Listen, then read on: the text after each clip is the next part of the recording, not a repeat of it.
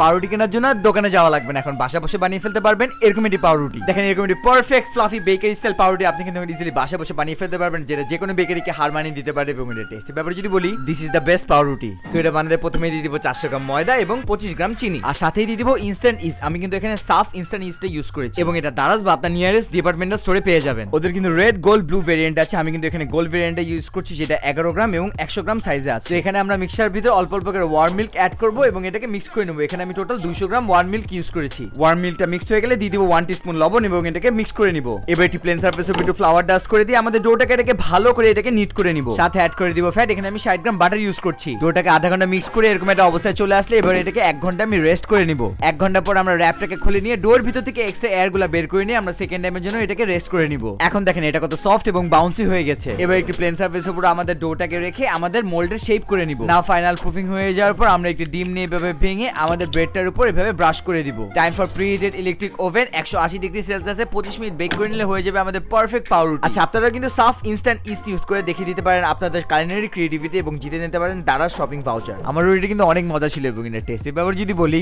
This is the best পাউরুটি।